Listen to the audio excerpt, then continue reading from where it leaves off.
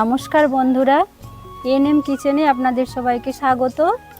আজকে বানাবো পাউরুটি দিয়ে গোলাপ জামুন। খুবই সহজ পদ্ধতিতে, খুবই ঝটপট বানানো যায়। বাড়িতে অতিথি এলে খুবই সহজেই বানিয়ে নিতে পারবেন। একটা নতুন রেসিপি আপনাদের আজকে করে দেখাবো। চলুন রান্নাঘরে যাওয়া যাক।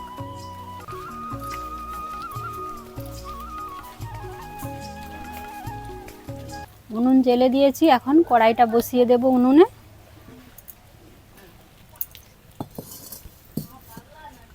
হালকা জল গরম করে নেব।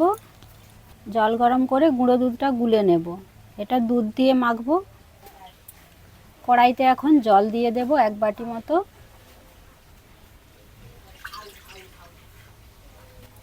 জলটা হালকা গরম করে নেব।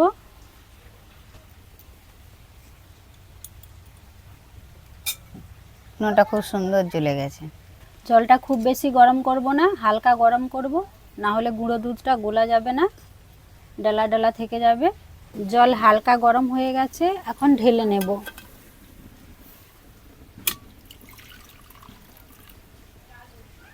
এর মধ্যে গুঁড়ো দুধ গুলে নেব। দুধটা গুলে নিয়েছি, এখন ঠান্ডা করে নেব। সুপার জ্বলছে উনানে। রুটি নিয়েছি, 2 প্যাকেট রুটি নিয়েছি। এগুলো পিস কাটা রুটি। রুটিগুলো বের করে নেব।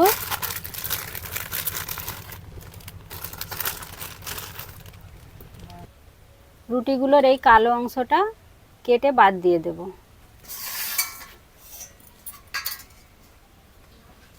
এটা দেখা যাচ্ছে দিদি, এইটাই নাও।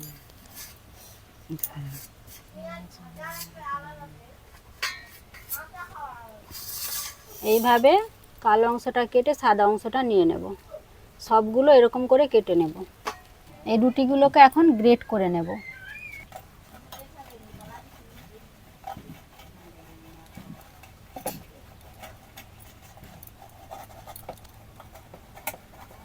এটা মিক্সিতে হলে ভালো হয়, আমার কাছে মিক্সি নেই এখন, সেজন্য আমি একটা গ্রেটার দিয়ে গ্রেট করে নিচ্ছি। দিদিভাই উনানে জানুনটা দাও না, নিভে যাবে। গ্রেট করে নিই, তারপর জ্বালানি দেবো। তোমরা এরকম করে গ্রেট করে নাও, আমি ততক্ষণ চিনির শিরাটা বানিয়ে নিই। চিনির শিরা বানানোর জন্য কড়াইটা বসিয়ে দেব উনুনে। কড়াইতে 1 বাটি চিনি দিয়ে দেব।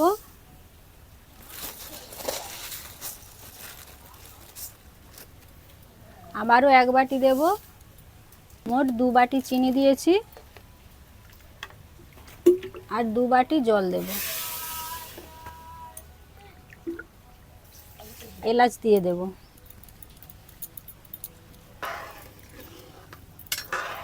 চিনির শিরাটা খুব পাক করব না, চিনিটা গলে গেলেই নামিয়ে নেব। একটু ফুটিয়ে নেব, তারপর চিনিটা গলে গেলে নামিয়ে নেব।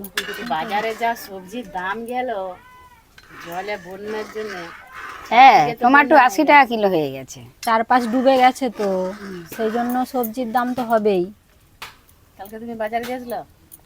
না, যাইনি। সবজির দাম বলে যাইনি। খেতে হবে, দাম হলেও কি পেট শুনবে? পেটে তো দিতেই হবে, দাম হোক আর কম দাম হোক। চিনির শিরাটা আমার হয়ে গেছে, এখন ঢেলে নেব।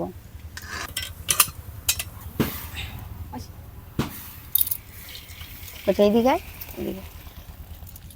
সাদা লাগছে। চিনির শিরাটা হয়ে গেছে, এখন রেখে দিচ্ছি। এখন রুটিটা মেখে নেব। রুটিগুলো ঝুড়ো করে নিয়েছি। এখন যে দুধটা, গুঁড়ো দুধটা গুলে রেখেছিলাম, অল্প অল্প করে দিয়ে একটা ডো বানিয়ে নেব। ওর মধ্যে গুঁড়ো দুধও দিয়ে দেব।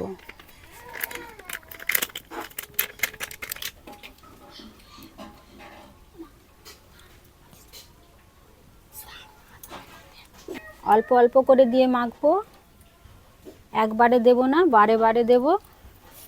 ডোটা একটু নরম করে মাখতে হবে, শক্ত করে মাখলে হবে না, তাহলে চিনির শিরাটা ভালো ঢুকবে মিষ্টির ভেতর।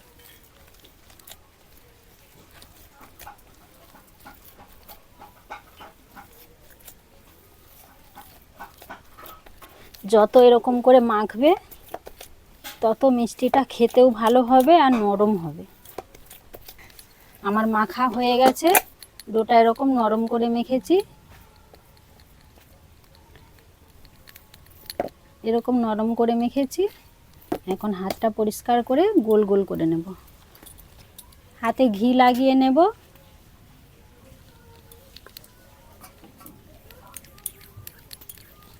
একটু করে ডো নেব, এইভাবে গোল গোল করব।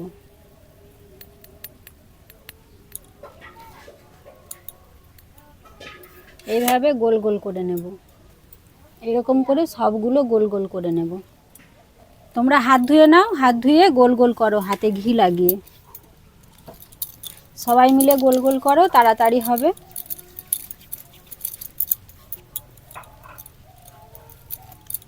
একবারে প্লেন করে গোল করবে, না হলে গায়ে যদি একটু ফাট থেকে যায় তাহলে তেলে দিলে ফেটে যাবে। ঘিটা দিলে হাতে লাগবে না। ভালো গোল হচ্ছে, গোল গোল, খুব সুন্দর গোল হচ্ছে। সন্টু পাপা স্কুলে যাবে কখন? এই তো আমাদের সন্টু পাপা চলে এসেছে, বলে মিষ্টি বানানো হলে খেয়েই যাব।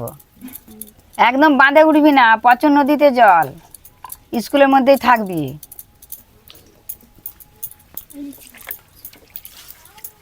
উনুনে কড়াই বসিয়ে দিচ্ছি।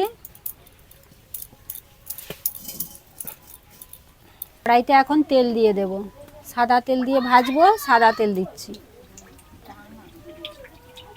তেলটা জোর গরম হয়ে গেছে। কড়াইটা এখন নামিয়ে নিচেই দিয়ে দেব।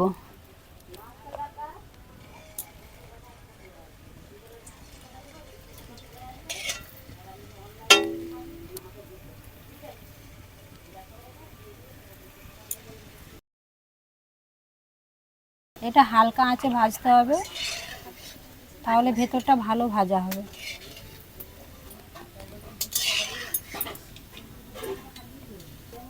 এবার কড়াইটা বসিয়ে দেব।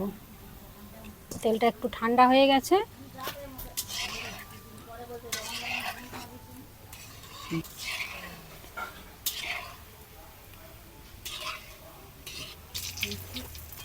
মিষ্টিগুলো আমার ভাজা হয়ে গেছে, বেশি লাল করব না, এরকম করে ভেজেছি। কত সুন্দর হয়েছে দেখো। এখন চিনির শিরাতে দিয়ে দেব।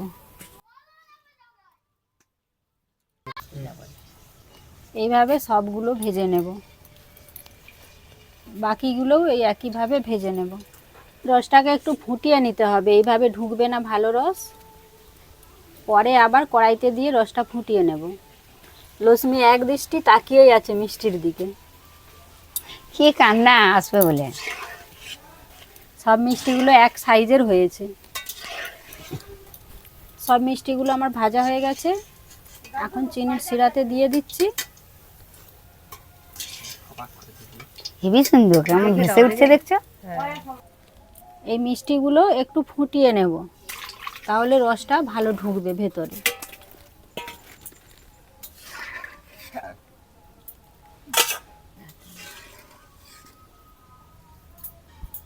বেশি ফোটাবো না, 2-3 মিনিট ফুটিয়ে নিলেই হবে। মিষ্টিটা বানানো হয়ে গেছে। এখন খাওয়ার জন্য কাঁঠাল পাতা নিয়ে আসি, কাঁঠাল পাতা ঠুঙিতে করে সবাই খাবে।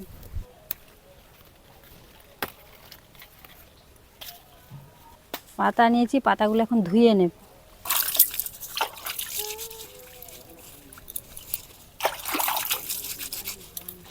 আমরা এখন এই কাঁঠাল পাতাতে মিষ্টি খাবো। সবাই একটা করে পাতা নাও,